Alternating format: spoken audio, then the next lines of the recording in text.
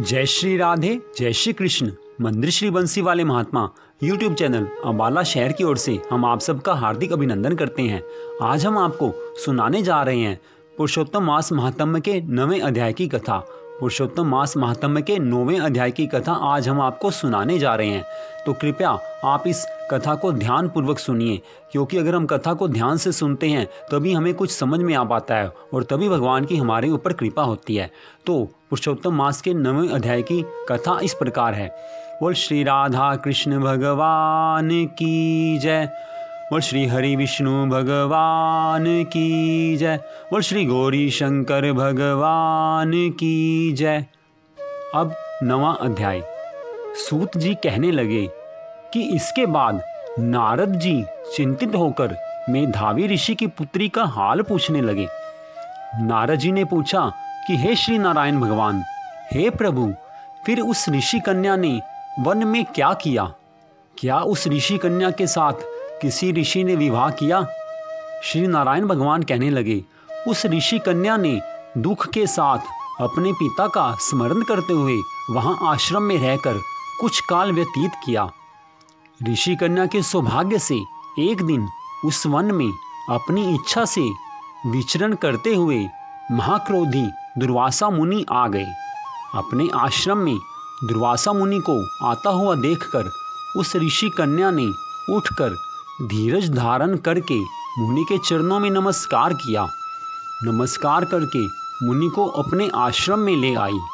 जल और वन के नाना प्रकार के फलों को दुर्वासा मुनि की सेवा में अर्पण करके विधि पूर्वक उनकी पूजा की, उनकी आराधना की।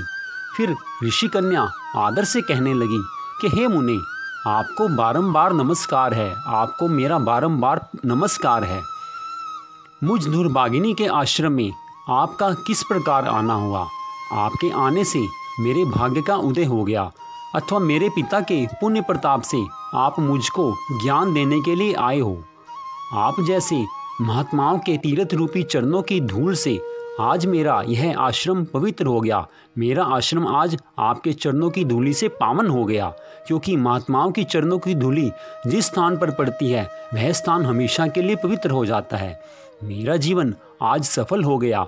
आप जैसे संत महात्माओं के दर्शन से हमें ज्ञान मिलता है, और आप जैसे संत महात्माओं के दर्शन भगवान की कृपा से ही होते हैं। तो आज तो आपने बड़ी कृपा की जो आज आपने मुझे अपने दर्शन दिए। इस प्रकार कहकर वह ऋषि कन्या उनके आगे चुपचाप होकर बैठ गई। तब दुर्वासा मुनि प्रसन्नता से मुस्कुराकर बोले, धन्य है ऋषि पुत्री, तुमने अपने पिता के कुल का उद्धार कर दिया है। दुर्वासा मुनि के यह मधुर वचन सुनकर वह ऋषि कन्या बोली कि हे मुनि, आपके मधुर वचन सुनकर मेरा दुख दूर हो गया, किंतु हे मुनि, अब कृपा करके ऐसा उपाय बतलाएं जिससे मेरा दुख सदा के लिए दूर हो जाए। मैं इस भयंकर दुख की ज्वाला से जल रही हूँ। इस ज्वाला को आप अपने ज्ञान रूपी गंगा से शीतल करो, क्योंकि आप तो ज्ञान के भंडार हो। मुझे सुख का उपदेश देने वाला, ज्ञान का उपदेश देने वाला और कोई दिखाई नहीं देता। मुझे धैर्य देने वाली अब न तो मेरी माता ही जीवित है और न मेरे पिता ही जीवित हैं और न मेरा भाई ही है। मैं इस भयंकर दुख से पीड़ित किस प्रकार अपने जीवन का निर्वाह करूं? जिस दिशा में देखती हूं वहीं मुझे अंधकार दिखाई देता है।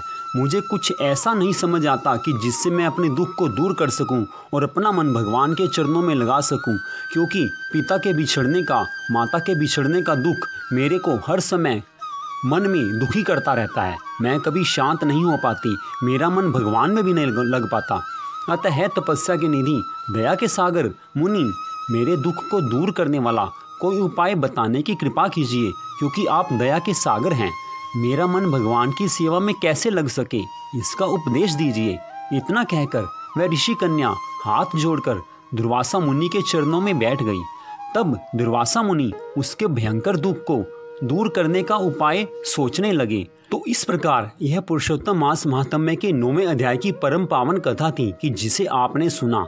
भगवान श्री हरि विष्णु जी ने स्पष्ट कहा है कि जो कोई भी पुरुषोत्तम मास में धर्म कर्म का पालन करता है, भगवान की कथा सुनता है, भगवान का सत्संग सुनता है, पुरुषोत्तम मास महात्म्य के अध्यायों का पाठ करता है या उसको सुनता है, भगवान का कीर्तन करता है, तीर्थ यात्रा करता है, दान पुण्य करता है, कोई भी धर्म का कार्य करता है, श्रीमद् भगवद गीता का पाठ करता है, रामायण का पाठ करता है और भी जो अन्य पुराण हैं उनका पाठ करता है, उसको उस पुण्य के फलस्वरूप 10 गुना ज़्यादा पुण्य मिलता है। इस मास में जो भी हम धर्म का कार्य करते हैं उसका 10 गुना ज़्यादा पुण्य हमें मिलता है। तो हमें इस मास में विशेष रूप से भगवान की भक्ति करनी चाहिए।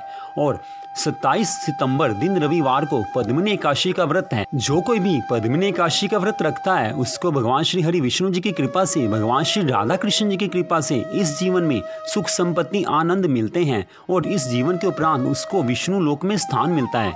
लेकिन जो कोई पद्मिनी एकादशी का व्रत ना रख पाए, अगर वह भी पद्मिनी एकादशी के व्रत की कथा को सुनता है तो भगवान विष्णु जी की कृपा से, भगवान श्री हरि विष्णु जी की कृपा से उसको इस जीवन में सुख संपत्ति आनंद मिलते हैं और इस जीवन के उपरांत उसको भी भगवान श्री विष्णु जी के लोक में स्थान मिलता है। यह स्वयं भगवान श्री हरि विष्णु जी ने कहा है।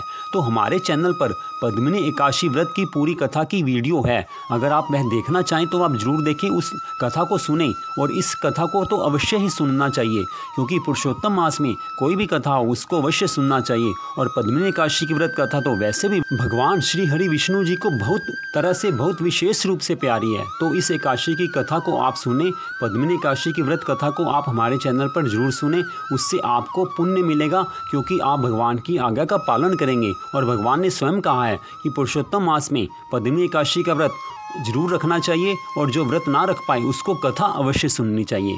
तो यह सारी कथा आप मंदिर श्री बंसी वाले महात्मा यूट्यूब चैनल अम्बाला शहर की ओर से सुन रहे थे। आप सबका बड़ा बड़ा धन्यवाद। भगवान श्री राधा कृष्ण जी की कृपा, भगवान श्री हरि विष्णु जी की कृपा सदा आप सब पर बनी रहे, इसी मंगल कामना के साथ जय श्री राधे, जय श्री कृष्ण।